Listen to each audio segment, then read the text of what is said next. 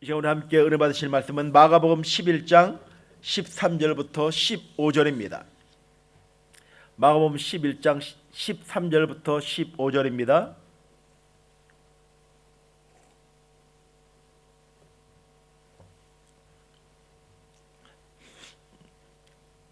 우리 한 목소리로 말씀을 합독하도록 하겠습니다.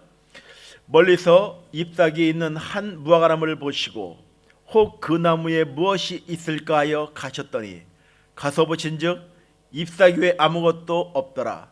이는 무화과나무 때가 아님이라. 예수께서 나무에게 말씀하여 이르시되 이제부터 영원토록 사람이 내게서 열매를 따먹지 못하리라 하시니 제자들이 이를 듣더라. 그들이 예루살렘에 들어가니라. 예수께서 성전에 들어가사 성전 안에서 매매하는 자들을 내쫓으시며 돈 바꾸는 자의 상과 비둘기 파는 자들의 의자를 둘러 엎으시며. 아멘.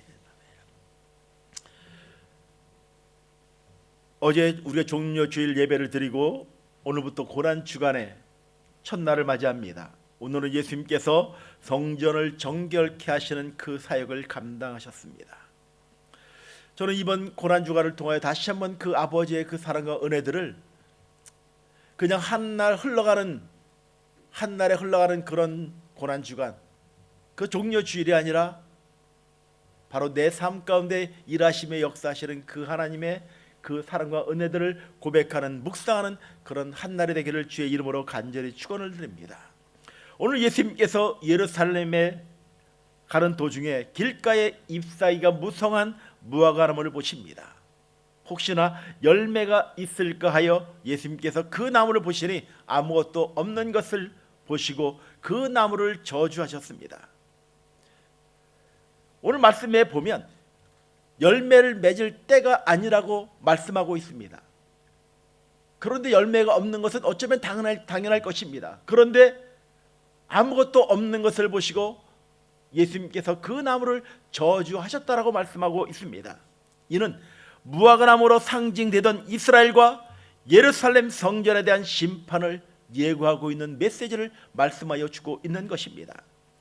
당시 성전 안에는 유월절을 지키고자 먼 곳에서부터 와서 절기를 준비하는 순례자들을 대상으로 희생 제사를 드리는 데 필요한 짐승이나 나무나 새나 포도주, 소금, 기름 등을 매매하고 있었고, 이 지역 화폐를 성전 화폐로 교환하는 환전 행위로 이 성전은 북새통을 이루고 있었습니다. 이는 참으로 편리하고 좋은 것이었습니다. 한번 생각해 보십시오. 우리가 지금 예배를 드리고 있습니다.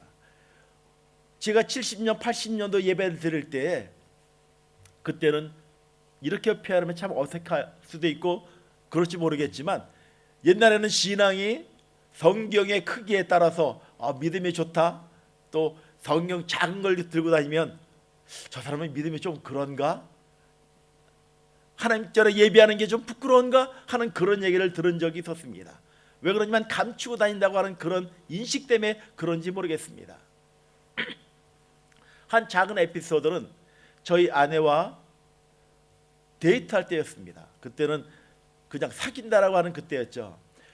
주일 저녁 예배를 마치고 아내랑 이제 수원여고를 향해서 걸어가고 있었을 때 성경 찬송이 참 그때는 두꺼웠습니다. 톰슨 성경이라고 참 두꺼웠습니다. 그런데 제가 아내의 성경까지도 들고서 이렇게 들고서 성경책을 들고 가는 거였습니다. 그런데 앞에서 어떤 한 아가씨인지 도둑이야 소리 지르더라고요. 근데 그 도둑이 하필이면 제 옆을 지나가는 거예요. 옆에는 아내가 있었고 저런 성경책을 끼고 있었고, 얼떨결에 그냥 목을 잡아서 그 강도를 제압을 해버렸어요. 아내는 옆에서 막 떨고 있고, 그냥 저도 무의식적으로 옛날 습관에 의해서 그 잡아서 그냥 나중에 경찰에 넘기고 난 후에 아내가 그러더라고요. 왜 그렇게 했냐고. 나도 모르겠다고, 그냥 의식적으로 했다고. 우리가 지금 예배를 드리고 있지만 지금은 성경을 갖고 오지 않아도 우리는 예배를 드릴 수가 있습니다. 왜 그러냐면 모든 서비스가 화면에 다 제공되기 때문에 그렇습니다. 찬송합시다 하면 찬송의 모든 가사들이 자막에 비춥니다. 말씀을 봅시다 하면 모든 말씀이 성경 말씀이 자막에 다 비춰져 있습니다. 얼마나 편리합니까? 그런데 어느 순간 그 말씀이 내 삶 가운데서 멀어지는 그 삶이 너무나 편리한 신앙생활을 하고 있는 것이 바로 우리의 지금 현재의 모습이 아닌가. 주일날 예배를 와도 성경을 가지고 오지 않아도 됩니다. 그냥 폰만 있으면 됩니다. 모바일 폰만 있으면 모든 찬송과 말씀이 다 기록되어 있습니다. 볼 수가 있습니다. 이때도 참으로 편리하고 좋은 것이었습니다. 제사를 드리기 위해서 먼 곳에서부터 제물을 준비할 필요가 없었기 때문입니다. 가뜩이나 먼 곳에서부터 오는데 제사에 바칠 제물을 끌고 들고 와야 한다는 그 생각을 한번 하여 보시기 바랍니다. 얼마나 힘들고 불편하겠습니까? 그런데 성전에 오면 조금 바가지를 쓰는 것 같고 비싸지만 고객 만점의 서비스를 제공하고 있는 것입니다.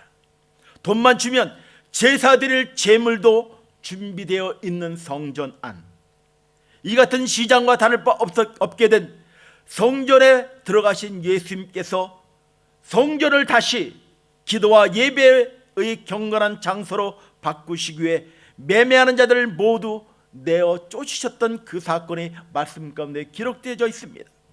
돈을 바꾸는 사람들의 상과 비둘기 파는 사람들의 의자를 둘러 엎어버리신 것입니다. 성전에서 장사하는 무리를 보신 예수님은 아주 단호하고도 과격한 반응을 보이셨습니다.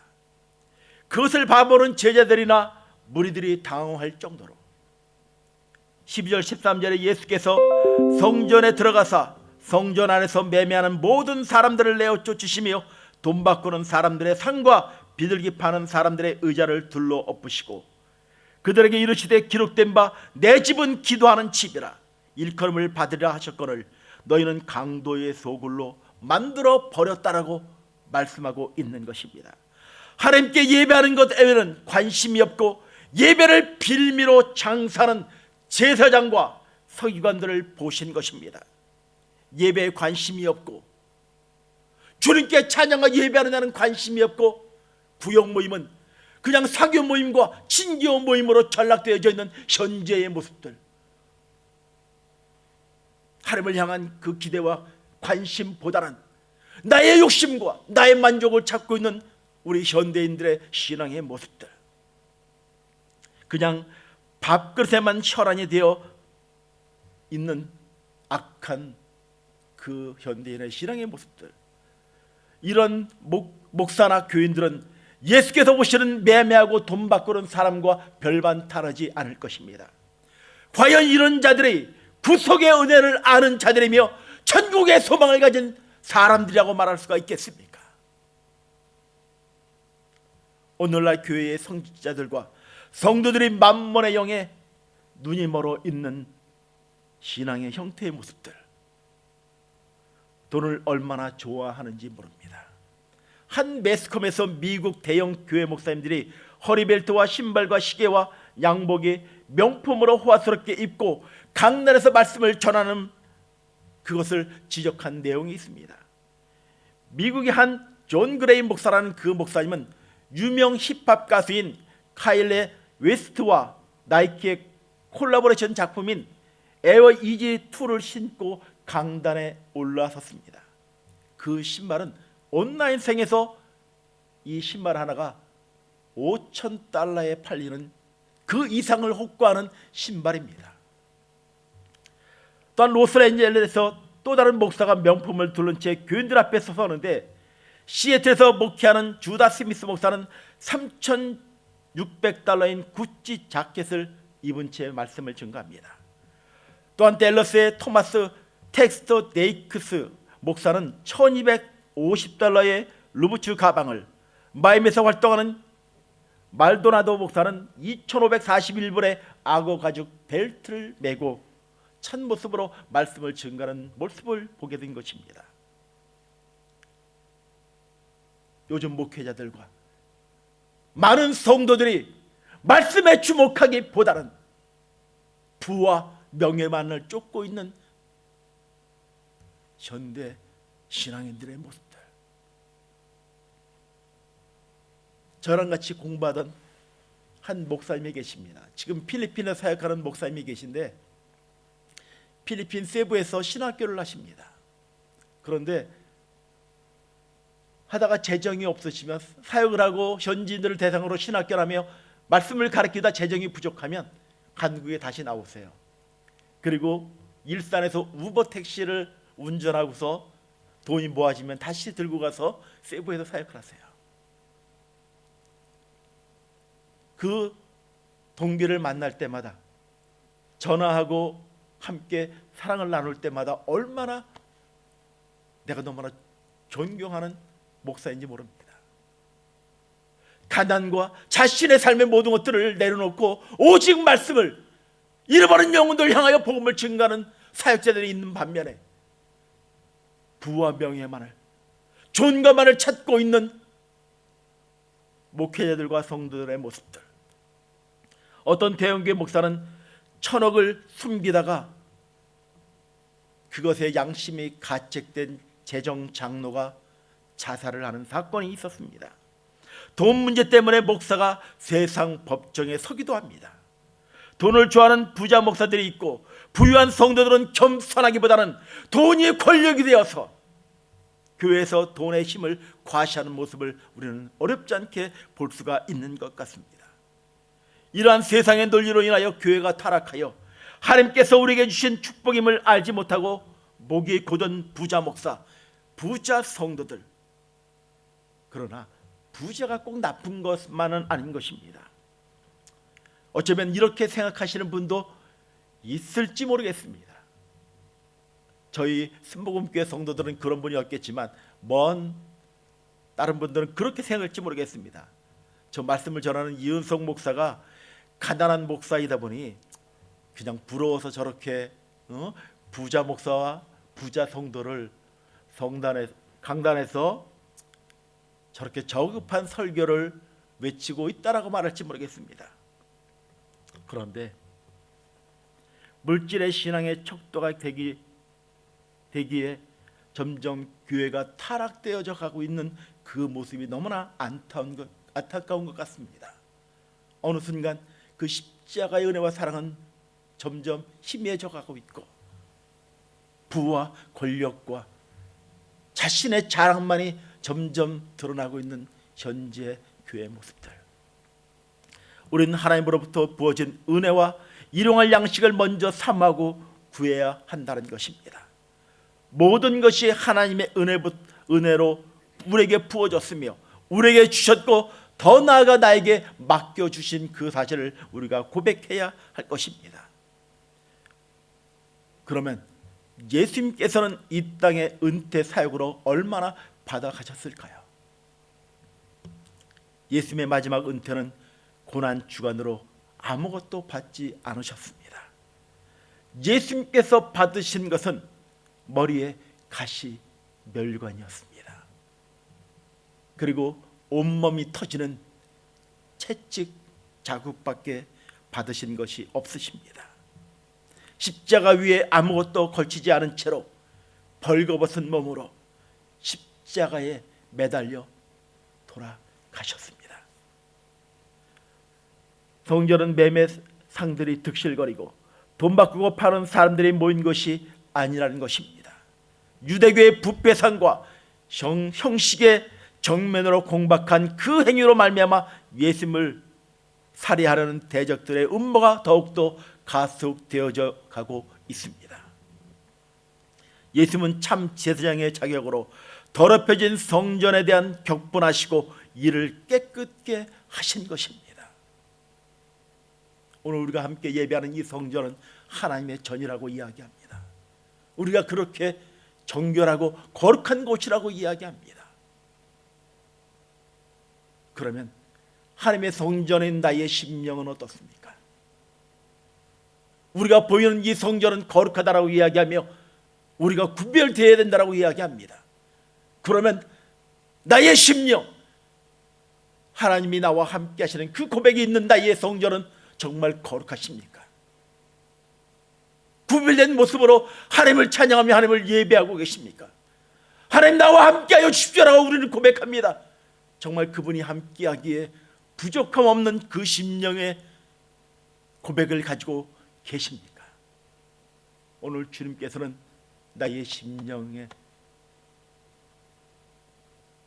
더럽고 장사하고 비판과 판단의 마음을 가진 그 심령을 정결케 하기를 원하십니다. 예수님께서 월요일에 성전을 청소하시면서 말씀하십니다. 마태복음 21장 13절입니다. 그들에게 이르시되 기록된 바 내 집은 기도하는 집이라 일컬음을 받으려 하였거늘 너희는 강도의 소굴로 만들었도다.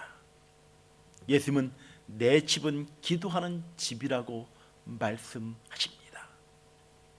하나님의 저는 기도하는 집이라고 말씀하십니다. 나의 성전은 어떻습니까? 이 고난주간 첫날 나의 심령의 성전을 주의 말씀으로 정결케 하시길 바랍니다. 그냥 2024년도 고난주간이니 한 주간만 좀